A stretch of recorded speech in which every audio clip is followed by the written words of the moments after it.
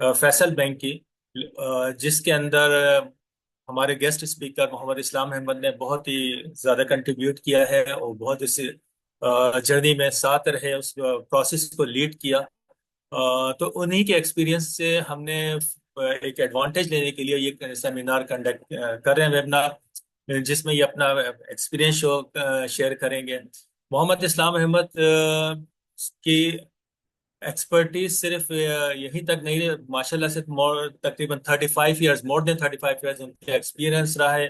National international मुख्तलिफ committees हैं, organisations हैं, जिसमें IFI शरिया स्टैंडर्ड्स हैं, IFS भी है, इसके वर्किंग ग्रुप के मेंबर्स रहे।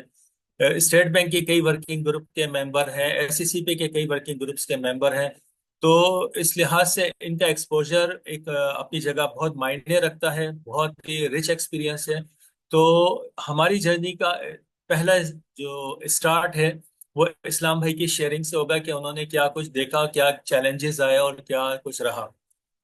अ, इसके अलावा मैं इस सेशन शुरू करने से पहले इसके नॉर्म सेट कर दूं कि वेबिनार का, कि हमारा कुछ इस तरह का है कि इस्लाम साहब आधा पौने घंटे की एक प्रेजेंटेशन देंगे, जिसमें ये अपना एक्सपीरियंस शेयर करेंगे और क्या क्या चैलेंजेस हैं, कि क्या है ये, हम क्यों ये जर्नी शुरू कर रहे हैं, ये सारी चीजें इसके अंदर कवर होंगी। क्वेश्चन आंसर का सेशन हम कोशिश कर रहे हैं कि इसमें बाद में रखें। हम सेकंड पोर्शन तकरीबन 10 to 15 मिनट्स हम पोर्शन क्वेश्चन आंसर का रखेंगे। उसके लिए हमने सिर्फ ये रिक्वेस्ट करेंगे कि आप इसमें हैंड रेस कर लीजिएगा बिफोर क्वेश्चन। हमारे जो होस्ट हैं वो खुद ही आपको एड्रेस करके, आप खुद ही आपका नाम लेके आपसे क्वेश्चन ले लेंगे इंशाल्लाह ताला, और फिर इस्लाम भाई इसको सही से जवाब दे देंगे। तो बहुत शुक्रिया आप सबका वंस अगेन। अल्लासे की तरफ से पहली जर्नी, जनाब इस्लाम भाई आप प्लीज शुरू कीजिए। Thank you Rashid. आऊज़ु बिल्लाहि मिनश शैतानिर रजीम। बिस्मिल्लाहिर रहमानिर रहीम। अल्हम्दुलिल्लाहि रब्बिल आलमीन। अस्सलातु वस्सलामु अलैका सय्यदिल अंबिया'i वल मुरसलीन। राशिद ने जैसा ब्रीफली बताया कि 35 ईयर्स अल्हम्दुलिल्लाह diversified experience of state bank in various departments. तो उसमें लास्टली जो 8-10 ईयर्स हैं वो इस्लामिक बैंकिंग डिपार्टमेंट में पॉलिसी डिवीजन हेड किया, और उसमें रेगुलेशन फॉर्मुलेशन सारी लाइसेंसिंग कन्वर्जन खास तौर पे तमाम जितनी हुई, जितने रेगुलेशंस आए, और फैसल बैंक का पूरा कन्वर्जन अल्लाह अल्लाह का शुक्र है मेरी और मेरी टीम ने सुपरवाइज किया। मेरी टीम भी अल्हम्दुलिल्लाह बहुत अच्छी थी, बड़ा कंट्रीब्यूट किया उन लोगों ने भी। और अभी भी वो लोग इस्लामिक बैंकिंग डिपार्टमेंट में मुख्तलिफ डिविजनल हेड की कैपेसिटी में काम कर रहे हैं। तो स्टार्ट करते हैं। कन्वर्जन टाइम कम है, इंफॉर्मेटिव ज़्यादा होगी, क्वेश्चन आंसर्स में भी हम कुछ कवर करने की कोशिश करेंगे। लेकिन इसके बाद इंशाल्लाह हमारा इरादा एक पूरे वनडे उसका वर्कशॉप है, जिसमें सिमुलेशन एक्सरसाइजेस के साथ केस स्टडीज और प्रैक्टिकली मतलब जो इश्यूज आते हैं या किस तरह स्ट्रेटजी होती है, उसको प्रोसेस कैसे करते हैं, स्टेट बैंक से टेकअप कैसे करते हैं, कौन कौन चीज़ों को किस तरह एड्रेस करना चाहिए, तो ये तमाम चीज़ें हम इंशाल्लाह उसमें कवर करेंगे। इसमें भी कोशिश करते हैं कवर करने की।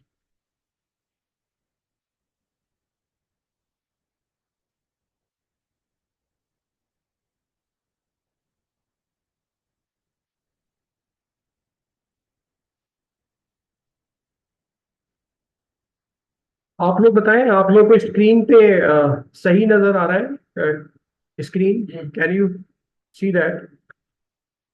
तो हम आज कोशिश करेंगे कवर इसमें करें कि conversion, what is conversion, why it is significant importance for Pakistan, federal शरीयत कोर्ट का ब्रीफली डिसीजन क्या है, और how it is applicable to the Islamic financial institutions, government और स्टेट बैंक की स्ट्रेटेजी क्या है इसमें, रेगुलेशन अब तक जो इश्यूज हुई हैं कन्वर्जन की। इसी तरह आईओपी का एक कन्वर्जन का स्टैंडर्ड नंबर 6 है, वो इनकॉर्पोरेट किया हमने रेगुलेटरी इंस्ट्रक्शन के थ्रू, जो 2017 में इशू हुई थी, जिसमें टोटल एक फुल कन्वेंशनल बैंक कैसे इस्लामिक बैंक में कन्वर्ट होता है। तो ये तमाम रेगुलेशंस भी हम ब्रीफली इंशाल्लाह वो करेंगे कि, और प्रोसीजर मेथोडोलॉजी कन्वर्जन की प्रैक्टिसेस क्या क्या हैं, और इसी तरह डिफरेंट मेथड्स क्या हैं उसमें, और शरिया और रेगुलेटरी इश्यूज क्या हैं।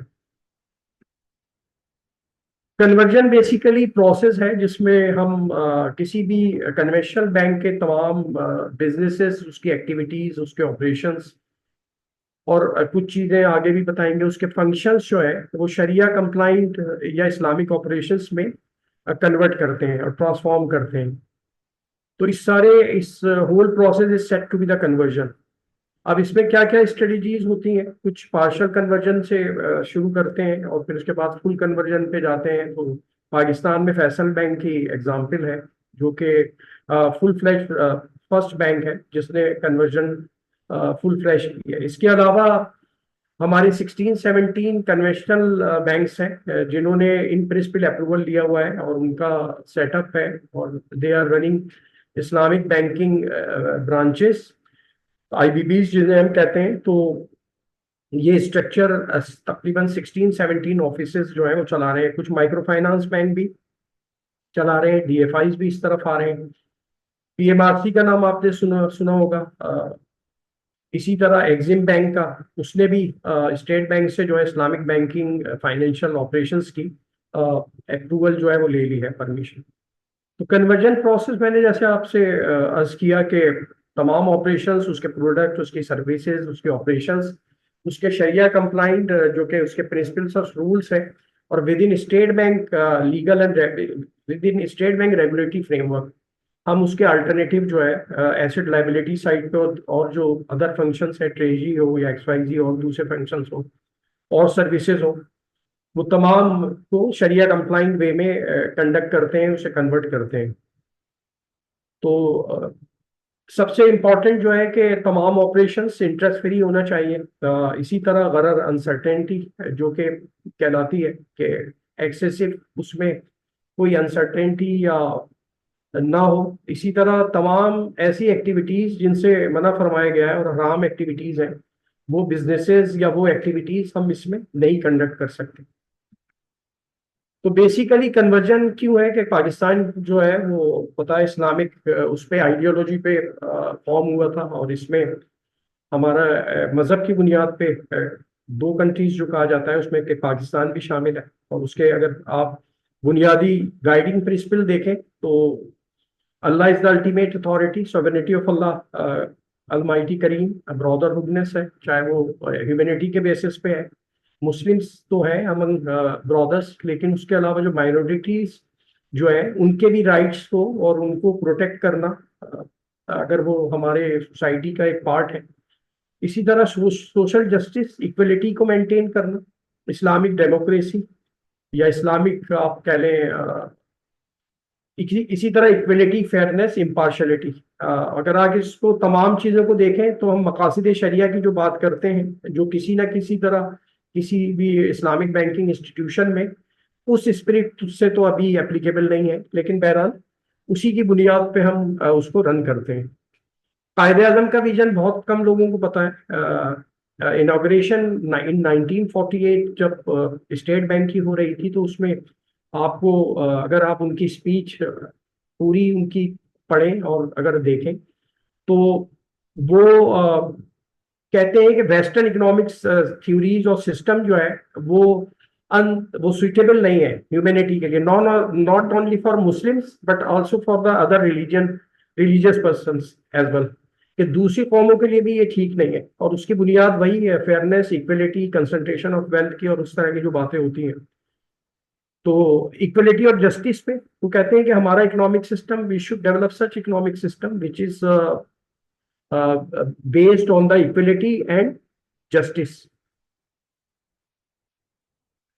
इसी तरह इस्लामिक बैंकिंग सर्विसेज की भी उन्होंने बात की कि अगर इस्लामिक बैंकिंग सर्विसेज की हम बात करें तो कंपेटेबल होनी चाहिए वो इस्लामिक बैंकिंग रूल से और प्रिंसिपल से, और उसके लिए रिसर्च डेवलपमेंट पे बहुत ज़्यादा इम्फेसाइज किया, जो कि अब तक भी मतलब उस तरह जैसे हमें ज़रूरत है अल्टरनेटिव की, सब्स्टिट्यूट्स की, और हम कहते हैं कि उसके हम रेप्लिकेट किए जा रहे हैं और कोई इनोवेशन नहीं है। तो ये इसी का फुकदान है कि we are not on the right track towards the research and development side.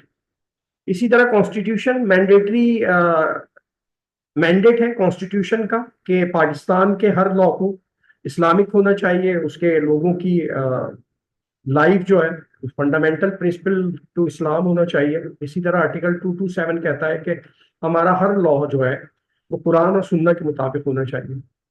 और 38F जो है वो कहता है कि ultimately we have to eliminate रिबा from our social and economic wellbeing, और सिस्टम से हमें उसको, इसके बारे में भी अभी करंट एक वो है, हम इंशाल्लाह लास्ट में वो करेंगे, बड़ी अच्छी खबर है अल्लाह मियां, अगर उसको वो इम्प्लीमेंट हो जाए तो इस चले यहीं शेयर कर लेता हूँ कि आर्टिकल 38F अभी जो हम कॉन्स्टिट्यूशन में चेंजेस सुन रहे हैं, अमेंडमेंट सुन रहे हैं, उसमें 38F को अगर देखें तो आगे जाके इसमें एज अर्ली एज पॉसिबल का वर्ड है, तो उसको रिप्लेस किया जा रहा है जनवरी 1 2028 तक, और उसमें टारगेटेड टाइम जो है स्टिपुलेटेड टाइम दिया जा रहा है। अल्हम्दुलिल्लाह अगर ऐसा हो गया तो फेडरल शरीयत कोर्ट का जो डिसीजन है दिसंबर 2027 तक उसकी इम्प्लीमेंटेशन इंशाल्लाह लॉ का पार्ट हो जाएगी और कॉन्स्टिट्यूशन का पार्ट हो जाएगी।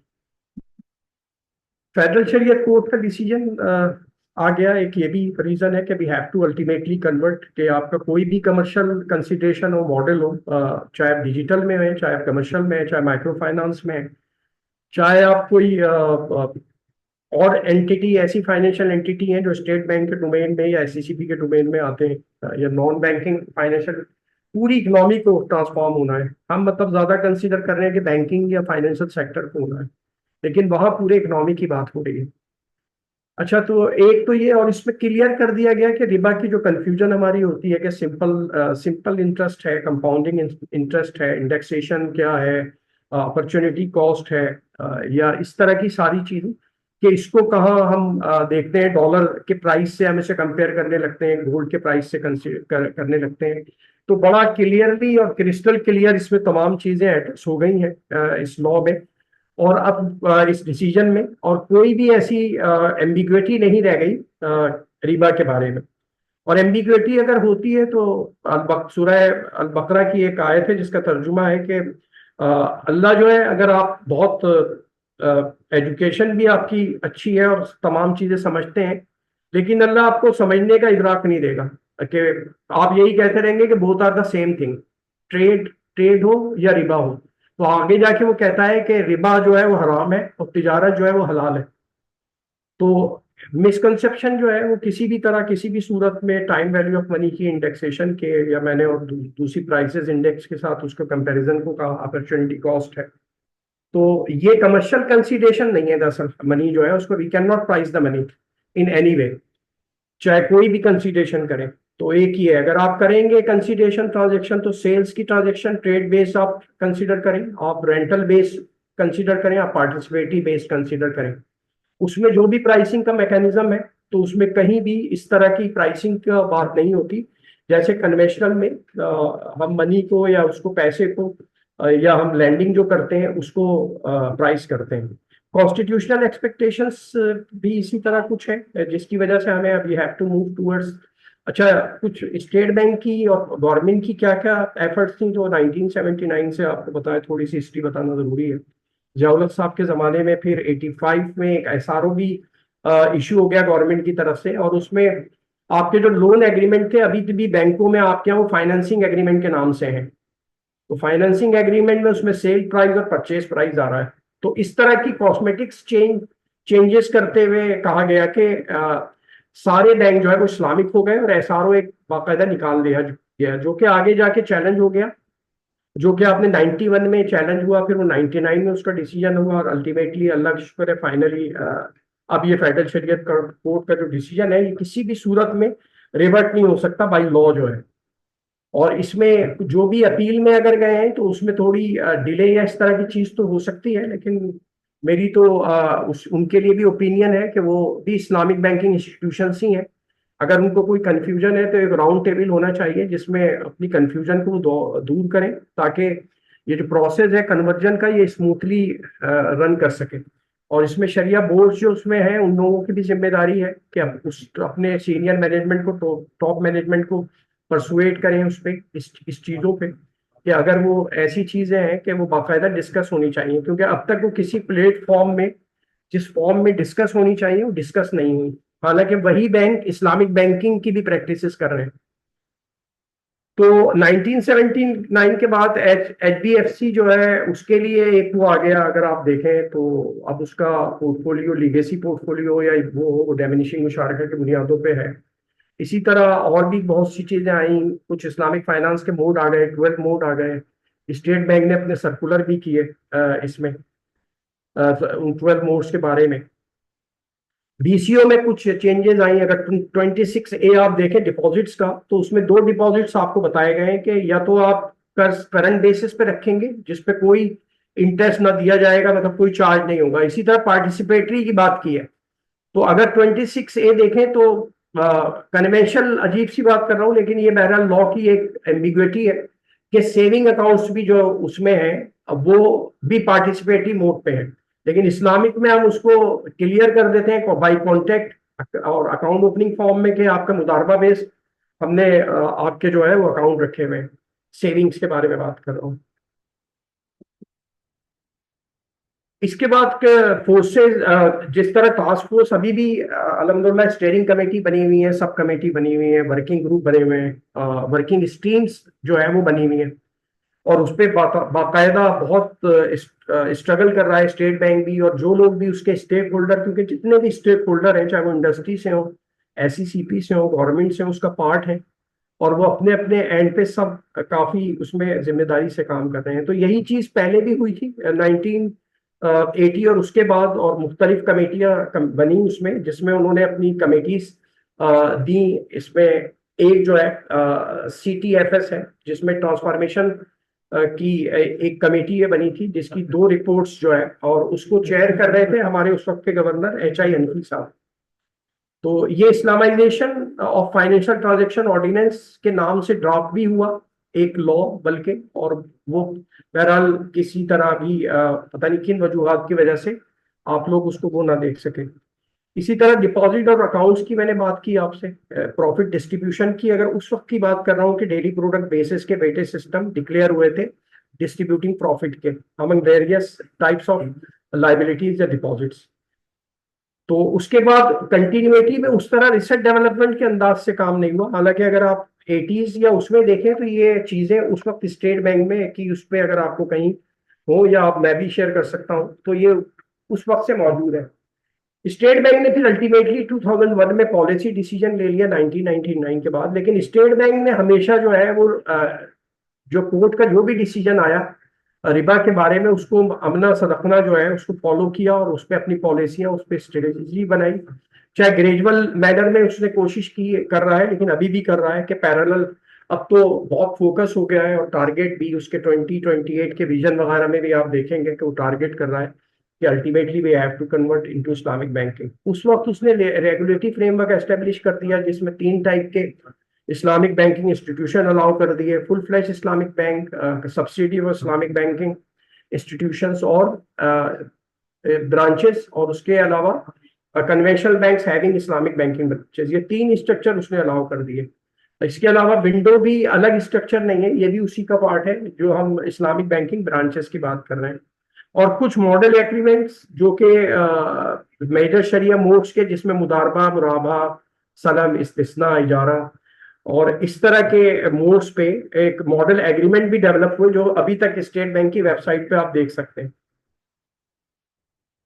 फ्यूचर पॉलिसी डायरेक्शन वही मुतय्यन कर ली गई कि ग्रेजुअली करेंगे स्ट्रेटेजिक प्लान, और उसको फॉलो अप किया फिर स्टेट बैंक ने। 3 स्ट्रेटेजिक प्लान आए स्टेट बैंक के इस्लामिक बैंकों को प्रमोट करने के लिए।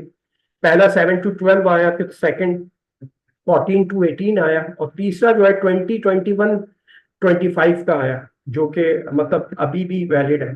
2025 के अगर आप उसको देखें तो इसमें टारगेट ये FSC से पहले क्योंकि डिक्लेयर हो गया था, इस डिसीजन से पहले, तो इसमें जाहिर है अब तो उसको किया जाएगा। लेकिन इसमें भी आप देखें कि स्टेट बैंक बहुत सही रोड मैप पे था और डायरेक्शंस में था।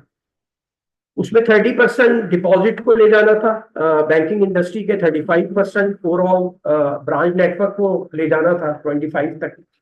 इसी तरह 10% SME का शेयर टारगेट दिया गया था। और 10% एसएमई का, 8% एग्रीकल्चर का, और तो इस तरह की चीजें।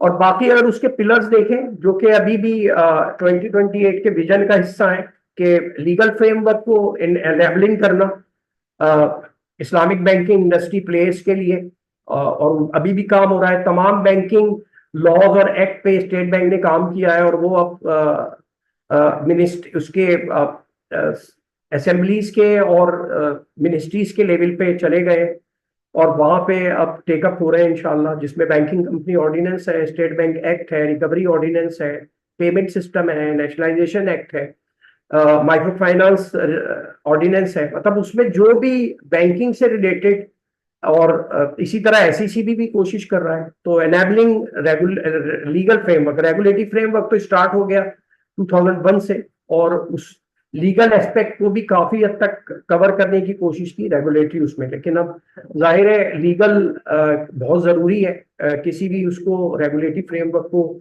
उसको एक लीगल वो देना, सपोर्ट देना। तो इसलिए अब स्टेट बैंक ने बाकायदा सजेस्ट किया एक separate chapter banking company ordinance में, और जहां जहां बैंकिंग कंपनी ऑर्डिनेंस के प्रोविजंस में, क्लॉजेज में, सब क्लॉजेज में जहां जहां अमेंडमेंट जरूरी है स्टेट बैंक एक्ट में, मैंने जितने एक्ट का नाम और लॉज का लिया आपको, तो उसमें स्टेट बैंक ने रिकमेंड कर दिया है। कंड्यूसिव रेगुलेटरी फ्रेमवर्क की मैंने बात की, शरिया गवर्नेंस फ्रेमवर्क आ गया, एसेट लाइबिलिटी मैनेजमेंट जिसे आप पूल मैनेजमेंट कहते हैं, प्रॉफिट डिस्ट्रीब्यूशन का मैकेनिज्म बहुत स्ट्रॉन्ग है, उसको आईबीआई किस तरह इंप्लीमेंट कर रहे हैं। इसी तरह शरिया गवर्नेंस फ्रेमवर्क, रिस्क मैनेजमेंट अगर आप उठा के देखें, और भी स्टेट बैंक की आईओपी की अडॉप्टेशन शरिया स्टैंडर्ड की मोर देन 30 हो गई है। आईएफएसबी की रेगुलेशन की adaptation in the form of regulations, ये तमाम स्टेट बैंक की जो है वो स्ट्रेटेजी के तौर पे तमाम चीजें ये जा रही हैं। और लाइसेंसिंग रिजीम रिवाइज हुआ, डिजिटल इस्लामिक बैंकिंग की तरफ आ गए, इनोवेशन और टेक्नोलॉजी कल चीजें आप देख रहे हैं। तो इसी तरह लिक्विडिटी मैनेजमेंट, एलओएलआर टाइप की और लिक्विडिटी मैनेजमेंट की इंस्ट्रूमेंट्स मौजूद नहीं थे, मैकेनिज्म मौजूद नहीं था, वो भी स्टेट बैंक ने इंट्रोड्यूस कर दिया है।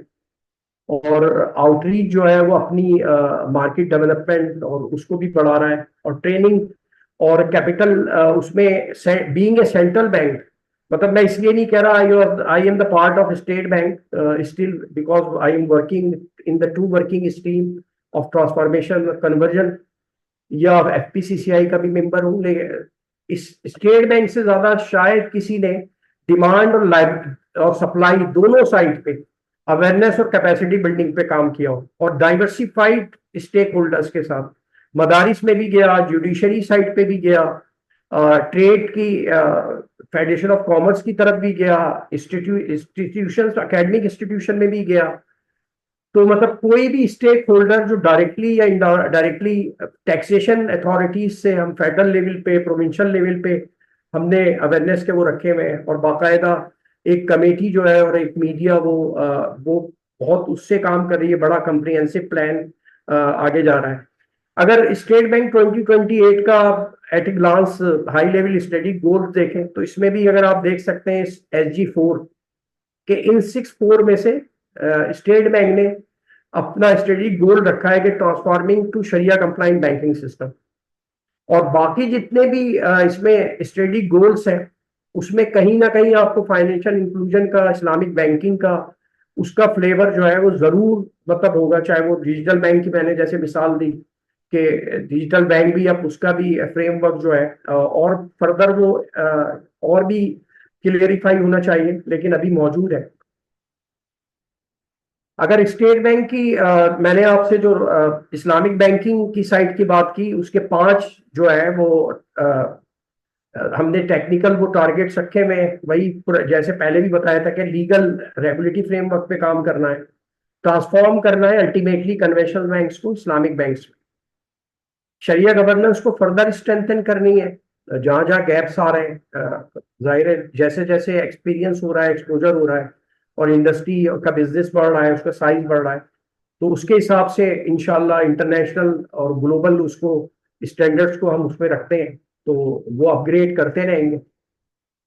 इसी तरह कैपेसिटी बिल्डिंग अवेयरनेस की बात की, स्टेयरिंग कमेटीज बनी हुई हैं, सब कमेटीज बनी हुई हैं, वर्किंग ग्रुप्स बने हुए हैं, वर्किंग स्टीम बनी हुई है।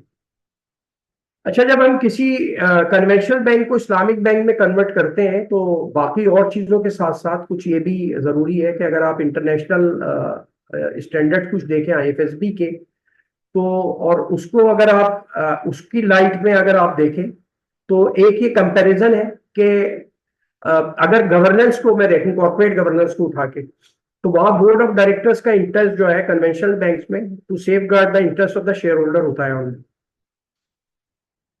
लेकिन जब हम इस्लामिक बैंक में अगर उसको कन्वर्ट कर देंगे तो उनकी एक फिड्यूशियरी रिस्पॉन्सिबिलिटी एडिशनल रिस्पॉन्सिबिलिटी हो जाएगी, और उनके जो मुदारबा बेस्ड सेविंग अकाउंट्स हैं या अनरिस्ट्रिक्टेड इन्वेस्टमेंट अकाउंट्स हैं, उसकी जिम्मेदारी हो जाएगी उसके इंटरेस्ट को सेफ गार्ड करना।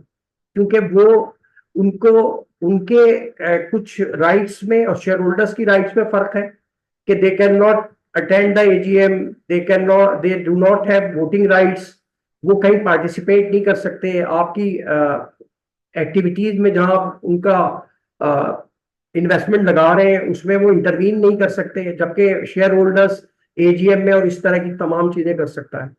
दूसरी चीज, sharia governance is the integral part of the corporate governance. जब आप कन्वर्ट होंगे तो आपका बोर्ड, आपका senior management down the line, उसकी सारी कमेटीज, उसके टीओआरस में जहां जहां होगा, उसके टर्म ऑफ रेफरेंस में, उसकी रेस्पॉन्सिबिलिटीज में, ये तमाम चीजें इंटीग्रेट होंगी और उस पर एडिशनल रेस्पॉन्सिबिलिटी आ जाएगी, क्योंकि बैंक बीइंग ए मुदारिब जो है वो वर्क करता है और उसके मुदारिब की 5 कैरेक्टरिस्टिक इनबिल्ट है, आपके कैरेक्टर में वो चीजें होना चाहिए उसके लिए। ये इसके अलावा बिजनेस प्रोडक्ट सर्विसेज ऑपरेशंस देखें तो कन्वेंशनल में किसी तरह की कोई इंटरेस्ट बेस्ड होते हैं, कोई कबाहत नहीं है, वो किसी भी तरह का बिजनेस कर सकता है, वो किसी भी तरह की इनकम इनकम जो है आ, ये। लेकिन जब इस्लामिक बैंकिंग साइड पे आते हैं तो हर उसका बिजनेस, हर उसका प्रोडक्ट, हर उसकी सर्विसेज, हर ऑपरेशन जो है शुड बी शरिया कंप्लाइंट, मस्ट बी शरिया कंप्लाइंट, फुली शरिया कंप्लाइंट होना चाहिए, और उसमें मिनिमम टॉलरेंस लेवल होना चाहिए शरिया नॉन कंप्लाइंट रिस्क का। इसी तरह रिस्क मैनेजमेंट की बात करें तो क्रेडिट मार्केट ऑपरेशन रिस्क जो है वो दोनों में कॉमन है, इसमें लेकिन एडिशनल रिस्पॉन्सिबिलिटीज की वजह से शरिया नॉन कंप्लाइंस रिस्क, जो कि आपकी इनकम को चैरिटी में कन्वर्ट कर देता है और आपको फाइनेंशियल लॉस भी होता है, तो उसको मिटिगेट करने के लिए it is the part of operational risk, but you have to focus in the risk management, और इंटरप्राइज रिस्क में भी इसको आप इंकॉर्पोरेट करेंगे। फ्यूडिशरी रिस्क भी है, अगर आपने अपनी रिस्पॉन्सिबिलिटी पूरी नहीं की। डिस्प्लेस कमर्शियल रिस्क है कि जो आप रेट ऑफ रिटर्न दे रहे हैं सेविंग अकाउंट्स को, प्रॉफिट बेस जो आपके पास आए हैं, वो आप, अगर वो दूसरे आपके जो कंपिटिटर है, बाहर मुल्कों में तो कन्वेंशनल बैंक को भी कंपिटिटर किया जाता है, लेकिन इस्लामिक बैंकिंग इंस्टीट्यूशन को यहाँ पे एक एज कॉम्पिटिटिव एज हासिल है कि एमडीआर मिनिमम डिपॉजिट रेट का सर्कुलर जो है इन पे एप्लीकेबल नहीं है। वहां they are bound to pay minimum deposit rate, but Islamic banking institutions are not bound to pay the minimum deposit rate.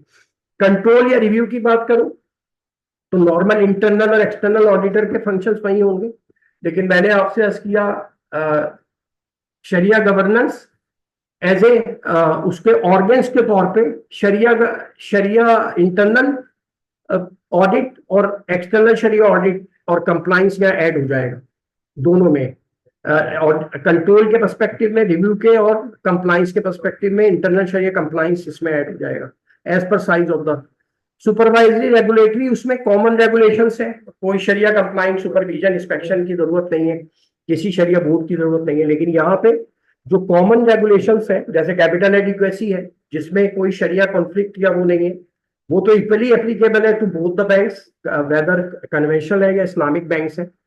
लेकिन कुछ स्पेसिफिक रेगुलेशंस भी हैं, जैसे शरिया गवर्नेंस फ्रेमवर्क की है, जैसे पूल मैनेजमेंट प्रॉफिट डिस्ट्रीब्यूशन की है, इसी तरह रिस्क मैनेजमेंट की है, कि जो पर्टेन करती है सिर्फ इस्लामिक बैंकिंग इंस्टीट्यूशन से। तो ये एक फर्क बताया मैंने आपको कि जब आप कन्वर्ट होंगे तो मेन फंक्शंस में, इसी तरह इसमें ट्रेजरी को भी शामिल कर लें और दूसरी एक्टिविटीज को भी शामिल कर लें आप, कि वो सारी की सारी शरिया कंप्लाइंट होंगी और शरिया कंप्लाइंट मोड्स पे वो काम करेंगी।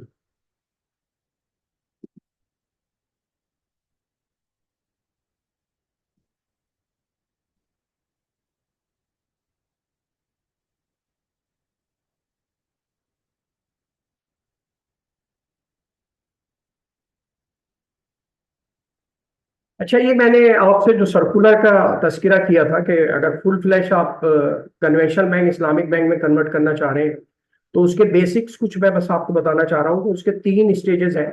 अगर फुल कन्वेंशनल बैंक को इस्लामिक बैंक में कन्वर्ट करना चाह रहे हैं, कि इन प्रिंसिपल अप्रूवल लेना, first you have to take in principle approval. उसकी तैयारी के लिए कुछ चीजें हैं, वो नीचे लिखी हुई हैं इसमें। इसी तरह आप उसके बाद अगर इन प्रिंसिपल अप्रूवल मिल गई, तो आपने जो कन्वर्जन का प्लान सबमिट किया है ब्रांचेस का, उसके लिए आपको इस्लामिक बैंकिंग ब्रांचेस के लाइसेंस की, उसकी ब्रांच कैसे कन्वर्ट होगी उसका कोई तरीकाकार है। और जब आपने अगर ये तमाम चीजें कर ली फैसल बैंक ने जैसे कर ली, उसके बाद आपको जो है फुल फ्लैश इस्लामिक बैंक का लाइसेंस जो है वो मिल जाएगा।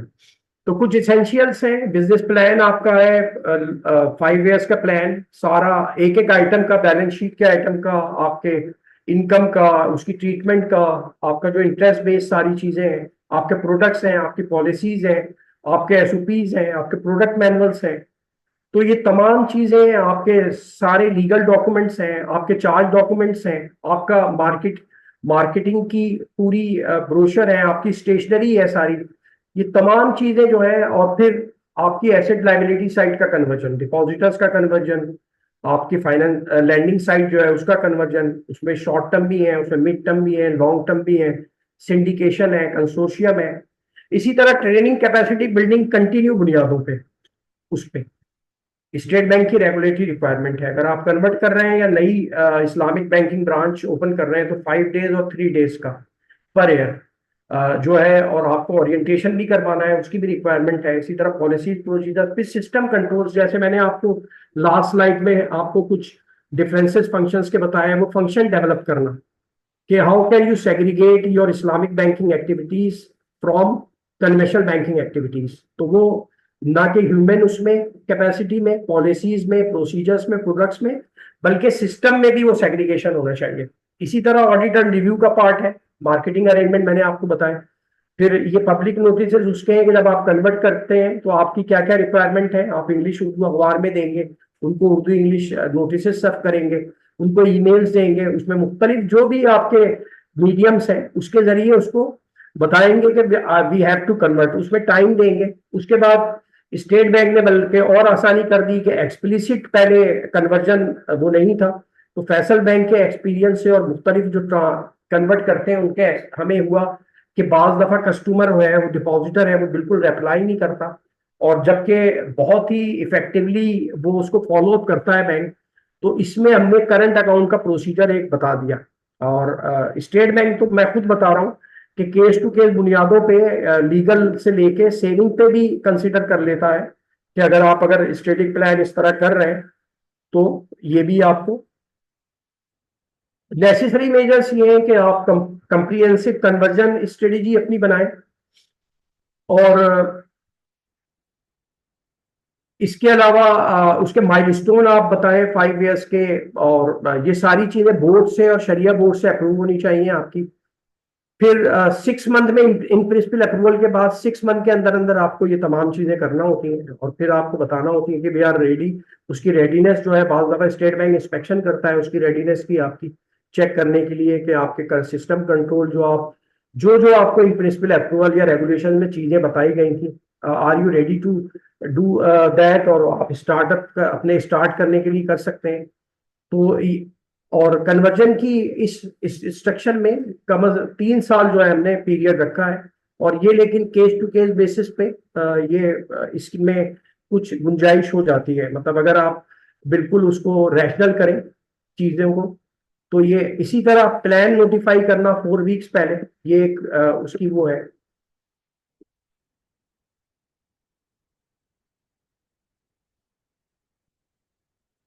फिर उसके प्रोसीजर्स, उसके और चीजें काफी कि आपके non permissible product, services, operations, उसका सारा चीजें आपको बताना। जैसे मैंने आपको अर्ज किया कि आइटम वाइज तमाम एक एक आइटम को आपको एड्रेस करना पड़ता है। अकाउंटिंग साइड पे चार्ट ऑफ अकाउंट आपको चेंज करने पड़ते हैं। इसी तरह आपको अकाउंटिंग पॉलिसीज, अपनी अपने रिस्क मैनेजमेंट पॉलिसीज, जितनी पॉलिसीज हैं वो तमाम, आपके एसओपीज, फिर आपकी रेस्पॉन्सिबिलिटीज, ऑर्गेनोग्राम, आपका एडिशनल जो रेस्पॉन्सिबिलिटीज मैंने बताई थी उसको कैसे एड्रेस कर रहे हैं, किस तरह रिपोर्ट किसको की जा रही है, और आप ये किस तरह कंडक्ट करना है। और इसके लिए इस्लामिक बैंकिंग डिवीजन एक सेपरेट बनाना होता है, उसका हेड एक रखना होता है जो कि डायरेक्टली रिपोर्ट करता है टू द प्रेसिडेंट या सीईओ को। फिर शरिया नॉन कंप्लाइंस एक्टिविटीज को कंटिन्यूअसली कम करना, उसे कवर करना, एक टाइम बाउंड देना कि इसके बाद जो है हम कोई कन्वेंशनल डिपॉजिट के अकाउंट नहीं लेंगे, हम कोई कन्वेंशनल की लोन या लैंडिंग नहीं करेंगे कंसोर्शियम। और बल्कि स्टेट बैंक को तो मैंने ये कहा है कि हमें जितने भी लॉन्ग टर्म सिंडिकेशन कंसोर्शियम जो है वो हमें कन्वेंशनल बैंकों की आईबीडी से करना चाहिए, ताकि सबसे मुश्किल एसेट्स को कन्वर्ट करना होता है तो लॉन्ग टर्म एसेट्स हम क्यों पहले कन्वेंशनल में लेके जाएं फिर उसको कन्वर्ट करें इस्लामिक में। तो as a policy state bank को चाहिए कि अब जितने भी लोन जो बियॉन्ड 27 या 28 जा रहे हैं उसको जो है वो उसके एचबीएल से को करना है, अगर तो सिंडिकेशन कोई या कंसोर्शियम तो उसका एचबीएल के आईबीडी करे, अगर इसी तरह यूबीएल को करना है तो उसका आईबीडी करे, और उसका शरिया कंप्लाइंट कोई उसके उसमें करे अरेंजमेंट्स में। इसी तरह लास्टली अभी जो 24 में आए हैं सर्कुलर, इसमें जो सबसे लेटेस्ट सर्कुलर है वो ब्रांचेस के कन्वर्जन का है। वो 2010 का एक सर्कुलर लेटर है, उसमें कुछ अमेंडमेंट की गई है, और इसमें फी जो है खत्म कर दी गई है। एप्लीकेबल फी अब कुछ नहीं है, कुछ एलिजिबिलिटी क्राइटेरिया पहले आपकी जो इंस्पेक्शन की रेटिंग होती थी वो कंसीडर किया जाता था, उसमें काफी लीनियंसी आ गई है। इसी तरह एप्लीकेशन का प्रोसेस दोबारा इसमें कुछ चीजें ऐड करके बताई गई हैं आपको। फिर जैसे conversion of current account individual based on deemed acceptance basis, जो मैंने आपसे अर्ज किया कि काफी मुश्किल होती थी, किसी तरह रिप्लाई नहीं करता था। और इसी तरह वर्चुअल कॉस्ट सेंटर, वो जो है आपके वो आइटम्स या वो आपके प्रोडक्ट्स या वो चीजें जो कन्वर्ट नहीं हो पा रही, तो उसके लिए एक वर्चुअल कॉस्ट सेंटर रखना, और ताकि वो एक साथ फिर कन्वर्ट करने में किसी पॉलिसी या स्ट्रेटेजी के तहत। इसी तरह मैंने रिपोर्टिंग लाइन आपको ऑर्गेनोग्राम बताया था कि वो आपको किस तरह चेंज होगा, क्योंकि कॉस्ट इफेक्टिव भी रखा है स्टेट बैंक ने। इसमें ये भी ख्याल किया है आपका कि आपके जो मुख्तलिफ फंक्शन है वो आप, अगर आपका बिजनेस इतना नहीं है तो आप उस कॉस्ट इफेक्टिव रहें। आप जैसे आपको किस स्टेट पे इंटरनल शरिया कंप्लाइंस सेपरेट करना है या यूनिट सेपरेट करना है, आपको किस स्टेट पे इंटरनल शरिया ऑडिट, बड़ा ओपन है स्टेट बैंक इसमें। आपको रिस्क मैनेजमेंट शरिया नॉन कंप्लाइंट रिस्क, किस प्रोडक्ट डेवलपमेंट आपको कब अलग करनी है, आपका बिजनेस का साइज ऐसा हो गया। तो स्टेट बैंक बहुत ज्यादा सपोर्ट कर रहा है इन तमाम चीजों में। इसी तरह माइक्रो फाइनेंस की भी चीजें जो है इसमें एडजस्ट हुई है। इससे पहले का सर्कुलर जून 28 को आया, जिसमें ब्रॉड पैरामीटर्स दिए गए थे कि जाहिर है जब आप इस्लामिक की तरफ जाएंगे तो आपका विजन और वो चेंज होगा, आपका गवर्नेंस स्ट्रक्चर चेंज होगा, आपका बिजनेस कन्वर्जन की माइलस्टोन होगी। फिर आप एक गैप एनालिसिस खुद करेंगे या किसी कंसल्टेंट को आप इंगेज करेंगे जो आपके लिए तमाम चीजें करे, और आपकी पॉलिसी, प्रोडक्ट, सर्विसेज अगर नई डेवलप होनी है तो नई डेवलप होंगी, अगर उसमें अमेंडमेंट करनी है और उसमें चेंजेस करनी है तो उसमें चेंजेस होंगे। फिर लेकिन हर उसका सिंगल डॉक्यूमेंट भी आपका बोर्ड से, शरिया बोर्ड से।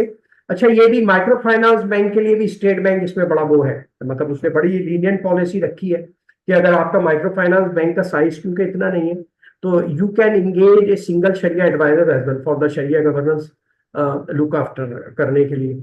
और आपका जब साइज ऐसा हो जाए और आप समझते हैं कि यू नीड सम मोर शरिया बोर्ड मेंबर्स, तो फिर आप अप्रोच कर सकते हैं स्टेट बैंक को। तो कैपेसिटी बिल्डिंग स्ट्रेटेजी वो रखनी है मुस्तकिल आपको, फ्रॉम जब आपकी आपने फैसला कर लिया उस वक्त से लेके आपको आप आइडेंटिफाई करें अपने लोग, क्योंकि मैं बार बार कह रहा हूं कि ये भी कॉस्ट इफेक्टिव है कि आप अपने अंदर के ही लोग उस प्रोसेस के लिए ट्रेनिंग और कैपेसिटी बिल्डिंग के जरिए इंगेज करके उनको उनकी कैपेसिटी बिल्डिंग एनहांस करके आप उन्हें यूटिलाइज कर सकते हैं। तो आपने अगर ऐसी स्ट्रेटेजिक प्लानिंग की हुई है तो आपका कन्वर्जन भी बहुत कॉस्ट इफेक्टिव रहेगा। और इस पूरे ट्रांजिशनल पीरियड में आपको अपने बिजनेस की कमर्शियल वायबिलिटी भी इंश्योर करनी है। तो ये तमाम चीजें जो है ये मतलब इसका ख्याल रखना चाहिए। फिर कम्युनिकेशन प्लान, स्टेक होल्डर से कैसे करना है, कस्टमर फैसिलिटेशन, उसको परसुएट करना है, उसको अप्रोच कैसे करना है, उसकी भी अवेयरनेस क्रिएट करनी है। जैसे मैं अक्सर कहता हूँ कि आपने रिलेशनशिप जो मैनेजर है कन्वेंशनल के, उनको बार बार, अगर उनका इस्लामिक बैंकिंग डिवीजन है तो अपने अल्टरनेटिव अपने कस्टमर को बताना चाहिए कि भाई ये एलसी है, ये इंपोर्ट कर रहे हैं, ये एक्सपोर्ट कर रहे हैं, ये आपकी गारंटी है, ये आपका लॉन्ग टर्म फाइनेंसिंग है, ये आपका वर्किंग कैपिटल फाइनेंसिंग है, तो वी हैव द शरिया कंप्लाइंट अल्टरनेटिव। और वहां वो हर कॉल मीटिंग जो उसकी होती है, जो आपके फाइनेंसिंग या क्रेडिट पॉलिसी में उसकी पीरियोडिसिटी है, उसको बार बार वो कहे कि हम मैं आपकी बैलेंस शीट को कन्वर्ट कर सकता हूँ, मैं आपकी बैलेंस शीट को टोटली इस्लामिक में कन्वर्ट करना कर सकता हूँ, क्योंकि मैंने आपको इकोनॉमी का बताया कि अल्टीमेटली खाली बैंकिंग फाइनेंशियल सेक्टर नहीं, नॉन बैंकिंग फाइनेंशियल सेक्टर भी जो है वो भी, उसको भी कन्वर्ट होना है इंशाल्लाह। इसी तरह मेरी ऑब्जर्वेशन में ये आया कि जब आप ब्रांच कन्वर्ट करते हैं ये तमाम चीजों के बाद, तो नॉर्मली तीन तरीकों से इस वक्त प्रैक्टिस हो रही थी। एक ये कि बुक जीरोराइजेशन कर दें आप, मतलब ये कि जो आपने ब्रांच आइडेंटिफाई की है उसके बुक के तमाम एसेट लायबिलिटी साइड किसी दूसरे कन्वेंशनल ब्रांच में आप शिफ्ट कर दें, ट्रांसफर कर दें, और उसकी बुक्स के तमाम आइटम जीरो पे ले आए और उससे फिर आप नई एंट्री शुरू करें। तो एक ये तरीका था, बाज बैंकों ने शुरू में किया है, सक्सेस भी हुई, कुछ उसमें प्रॉब्लम भी आए। इसी तरह बाज ने ये तरीका किया कि आपने पहले एक इस्लामिक फाइनेंस इकोसिस्टम क्रिएट करने के लिए अपनी ब्रांचेस में आपने विंडोज पहले उसकी परमिशन ले ली, और विंडोज लेने के बाद फिर आपने उसको ग्रेजुअली उनको और वो ब्रांचेस आइडेंटिफाई की जिसमें करंट अकाउंट थे, जिसमें लोन एडवांसेस इतने नहीं थे, चाहे पर्सनल हो या कस्टमर के हो या हाउसिंग हो, क्योंकि वो ब्रांच फिर कन्वर्ट करना आसान होता है। रेगुलर कन्वर्जन वही है कि अगर आप एक नॉर्मल ब्रांच उठा लेते हैं और उसकी कोई शिफ्टिंग नहीं करते आप, और उसको फिर कन्वर्ट करते हैं, तो ये तीन तरीकों के जरिए जो है। अब लास्टली जो है हम इश्यूज पे बात कर रहे हैं, हमारी दो स्लाइड्स सिर्फ रह गई है कि इसमें इश्यूज ये है कि गवर्नमेंट की आपने पॉलिटिकल और वो देखिए सिचुएशन कि उसकी विल क्या रहती है हमें इंडस्ट्री को सपोर्ट करने के लिए, स्टेट बैंक को, एसईसीपी को सपोर्ट करने के लिए, ये बड़ा इंपॉर्टेंट है। जैसे मैंने आपको एक खुशखबरी सुनाई कि कॉन्स्टिट्यूशन में आर्टिकल 38F जो है वो अर्ली एज पॉसिबल को टाइम बाउंड करने जा रहे हैं, बड़ी अच्छी चीज है। इसी तरह फेडरल प्रोविंशियल अथॉरिटी 18 अमेंडमेंट के बाद आपके जो मॉर्गेजेस के या डेमोलिशन मुशारका पे हाउसिंग फाइनेंसेस वगैरह के केसेस होते हैं, उसमें स्टैम्प ड्यूटी, उसमें और दूसरी चीजें, ये तमाम इस पे टैक्सेस की वो एक बैंक पे जैसे सिंध प्रोविंशियल उसने जो है विदहोल्डिंग टैक्स लगा दिया जो ट्रेड बेस उसकी इन्वेंट्री पड़ी हुई थी। तो इस तरह की सारी चीजें कि टैक्स न्यूट्रलिटी क्रिएट करना, इजारा पे वो कहता है कि आपका एसेट है तो आप इस पे टैक्स दें। तो इस तरह की फेडरल और प्रोविंशियल, और 18 अमेंडमेंट के बाद थोड़ा मुश्किल हो गया इसको क्योंकि फेडरल के उससे डोमेन से निकल गए, तो यहाँ फोकस करना प्रोविंसेस में। तो इस तरह की चीजें हैं, तो स्टेट बैंक को चाहिए या और गवर्नमेंट को भी चाहिए कि एक हार्मोनाइज कमेटी बनाए जिसमें तमाम स्टेक होल्डर अथॉरिटी, उनको अथॉरिटी भी हो, ये तमाम चीजें एड्रेस करें। लीगल फ्रेमवर्क में मैंने बताया आपको काम हो रहा है मुख्तलिफ, क्योंकि आप जब इस्लामिक बैंकिंग शुरू करते हैं तो आपकी नेचर, आप पूरे दुनिया के लॉज उठा के देख लें, एक्ट उठा के देख लें, बीसीओ भी सिर्फ लैंडर और बोरोवर की बात करता है, एक रिलेशनशिप है लैंडिंग बोरोइंग। लेकिन जब मैं इस्लामिक की बात करता हूं तो मैं ट्रेड बेस में सेलर बायर हो जाता हूं, मैं जब मैं रेंटल पे जाता हूं तो मैं लेजर लेजी हो जाता हूं, जब मैं पार्टनरशिप में जाता हूं तो partnership on the basis of शिरकतुल मिल्क या शिरकतुल अब, या तो ज्वाइंट वेंचर में या पोर्टफोलियो ऑफ एसेट्स में या एक एसेट्स में मैं पार्टिसिपेट कर सकता हूं और वहां मैं प्रॉफिट करता हूं, तो वहां मेरी रिलेशनशिप लॉ में एड्रेस नहीं है। इसी तरह जो आप मुदारबा बेस्ड, जिन पे आप सारा रिस्क, मार्केट रिस्क और क्रेडिट रिस्क डालना चाहते हैं, वो भी लॉ में उनको उस तरह की कवरेज नहीं है। तो ये इस तरह की चीजें हैं। इसी तरह लिक्विडेट अगर कोई बैंक होगा तो प्रायोरिटी ऑफ क्लेम्स क्या होंगे, ये भी बड़ा इंपॉर्टेंट है इस रिलेशनशिप में। तो ये तमाम चीजें उसमें जा रही हैं। फिर कन्वर्जन के पर्सपेक्टिव में कुछ टारगेट्स हमने दिए हैं, उसमें लॉ में अब इनबिल्ट हो जाएंगे। अगर आपके इतनी ब्रांचेस हो गई, इतना पोर्टफोलियो हो गया, तो आप सब्सिडी बनाएंगे या यू हैव टू कन्वर्ट। इसी तरह रेडीनेस कितनी है इंडस्ट्री की, आपका इंटरनल कमर्शियली कितने रेडी हैं आप, आपके बोर्ड ऑफ डायरेक्टर्स कितने उससे सेंसिटिव है उस बारे में, उनका माइंडसेट क्या है, आपके शेयर होल्डर्स का, ये बड़ा इंपॉर्टेंट करता है। तो आप जो अपनी एजीएम करते हैं उसमें ये तमाम चीजें एड्रेस करनी चाहिए। आईबीडी तकरीबन हर जगह का, कुछ बैंकों के अलावा बहुत अच्छा परफॉर्म कर रहा है, वहां उसकी परफॉर्मेंस एजीएम में बताना चाहिए। बल्कि मैं कह रहा हूँ आईबीडी के हेड को वहां जाना चाहिए, शरिया स्कॉलर्स को, शरिया बोर्ड को जाना चाहिए, और शेयर होल्डर्स को बताएं कि भाई इस बैंकिंग में जब आप आरओई, आपको पता है इस्लामिक बैंक्स का तकरीबन डबल है कन्वेंशनल बैंक से, तो शेयर होल्डर्स तो प्रॉफिट देखेगा, वो अपना आपको कंसर्न देगा कि भाई हमें शिफ्ट करो, जल्दी ट्रांसफॉर्म करो। तो इस तरह की चीजें भी शुरू करनी चाहिए। इसी तरह स्ट्रेटेजिक कन्वर्जन प्लान। फिर मैंने आपको बताया ट्रांजिशनल पीरियड में आपकी फाइनेंशियल स्टेबिलिटी बड़ी इंपॉर्टेंट है, आपकी कमर्शियल वायबिलिटी, उसको आप किस तरह आपने उसके फाइनेंशियल्स कैसे बनाए हैं, आपने उसको कैसे एक्सट्रापोलेट किया है, उसके बेसिस क्या रखे हैं, तो ये तमाम बड़ा मैटर करता है। फिर बोर्ड, सीनियर मैनेजमेंट स्टाफ की, सीनियर स्टाफ की कैपेसिटी बढ़ाना डेफिनेटली है। अगर इवन के आपके प्रेसिडेंट भी हैं और इस्लामिक बैंकिंग का उन्हें कुछ नहीं पता, या आपके सीनियर मैनेजमेंट के लोग हैं, तो they have to learn about that, they should enhance their capacity, और उसमें सेंसिटिविटी भी, डिटर्मिनेशन जरूरी है। तो ये तमाम चीजें जो है, और फिर इसको सारे प्रोसेस को आप कॉस्ट इफेक्टिव रखें। फिर आपका core banking, IT pool management, क्योंकि पूल मैनेज आईटी जितने भी सॉफ्टवेयर हैं काफी इस पे कॉस्टली होते हैं, हमारे बैंक काफी रिलेक्टेंट होते हैं इस पे पॉलिसी लेने में। तो अभी तक जैसे आईटी पूल मैनेजमेंट जो है वो 100% आईटी बेस्ड कहीं भी नहीं है। लिक्विडिटी मैनेजमेंट काफी हद तक स्टेट बैंक ने एड्रेस कर दी, और अभी भी कोशिश की तरफ जारी है। फिर मैंने आपसे अर्ज किया कि आप जब कन्वर्जन की तरफ जा रहे हैं, first you have to focus your asset side, and particularly long term loans, syndication, consortium, they are very difficult to convert, and उसे परसुएट करना, उसमें मुख्तलिफ स्टेक पार्टिसिपेंट्स होते हैं, उनको वो करना, उसके एग्रीमेंट्स उसके वो करना। तो अगर आप ये चॉक आउट कर रहे हैं तो आप पहले you have to look into the side. इसी तरह ट्रेजरी, आपकी क्रेडिट कार्ड्स को कैसे करेंगे, फिर इंटरेस्ट बेस्ड इनकम जो आपकी लॉन्ग टर्म एसेट से आ रही है उसको कैसे हैंडल करेंगे। तो आईएफई का कन्वर्जन का स्टैंडर्ड नंबर 6, और हमारा सर्कुलर नंबर 1 है शायद 2017 का, जो कन्वर्जन का मैंने आपसे जिक्र थोड़ा किया उसका।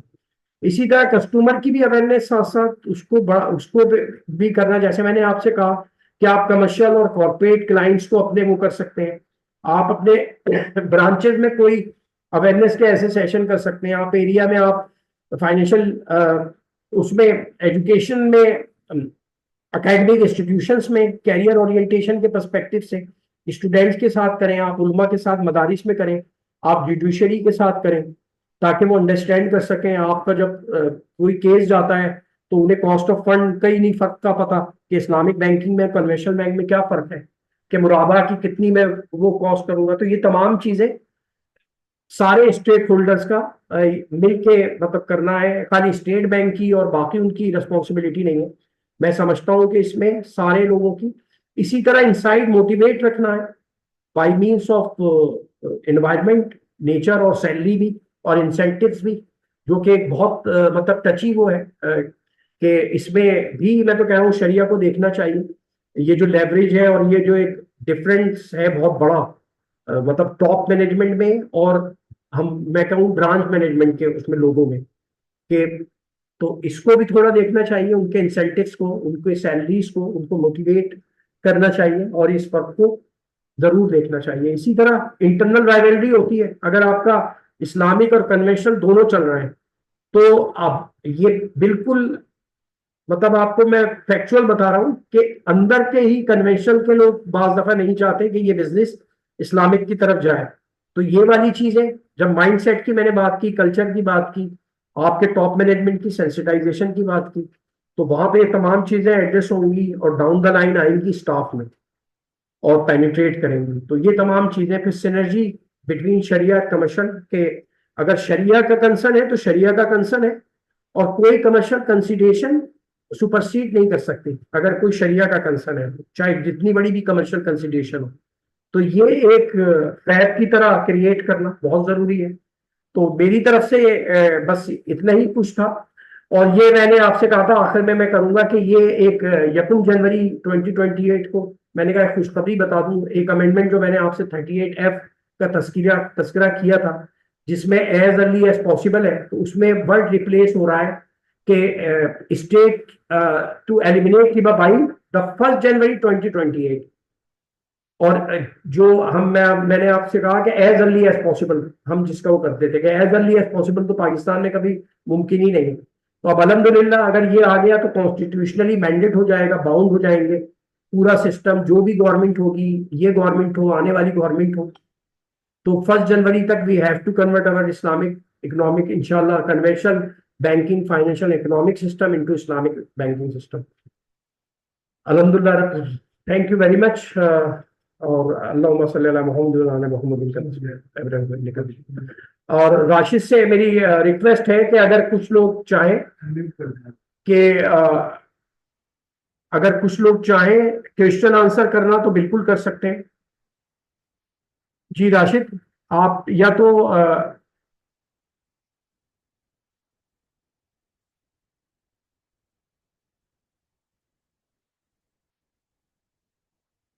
ये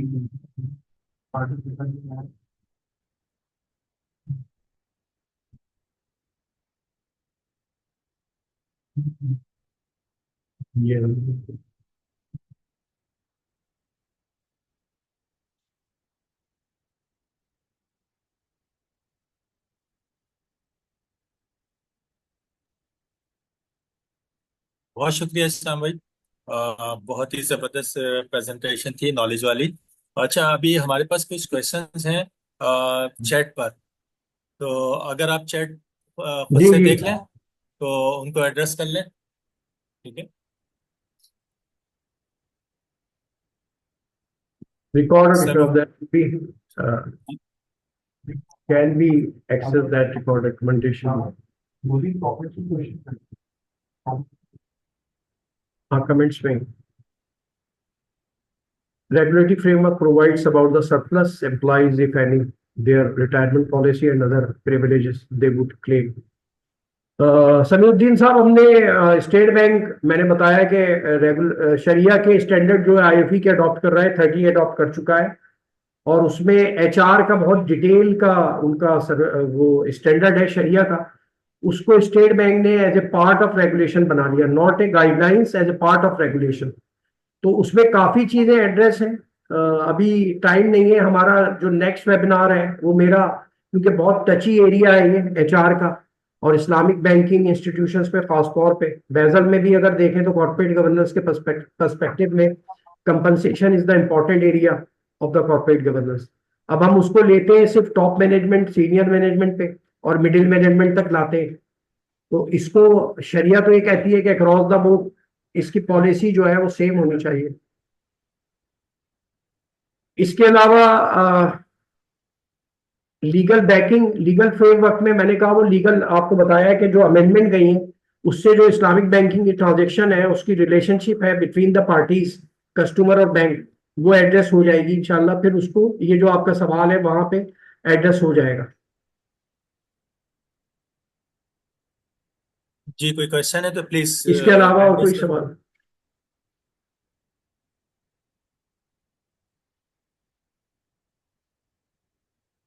जी जी, मेरे ख्याल में क्वेश्चन नहीं है, काफी डिटेल में आपकी प्रेजेंटेशन थी। आखिर में मैं सिर्फ इतना बताना चाहता हूँ कि अपने पार्टिसिपेंट्स को स्पेशली कि इस पर एक डिटेल ट्रेनिंग हो रही है इंशाल्लाह ताला नवंबर, यानी कन्वर्जन पर। नवंबर के सेकंड वीक में इंशाल्लाह बहुत जल्द अल्नासे सोल्यूशन इसको अनाउंस कर देगा इंशाल्लाह ताला, आपकी नॉलेज में आ जाएगा। इसके अलावा जैसे अभी एचआर का एक क्वेश्चन भी आया, तो एचआर से रिलेटेड जो शरिया स्टैंडर्ड्स पे इसकी हायरिंग है या एचआर रिलेटेड इश्यूज हैं, वो भी हम एक ट्रेनिंग में इंट्रोड्यूस करें। अभी पहले इसका वेबिनार करेंगे 1 आवर का इंशाल्लाह ताला, एंड देन इसके बाद थर्ड वीक में, नवंबर के थर्ड वीक में इंशाल्लाह इसकी एक ट्रेनिंग भी हम अनाउंस कर रहे हैं। इसके अलावा नासिर सोल्यूशन बेसिकली आप बहुत सारी सर्विसेज दे रहा है,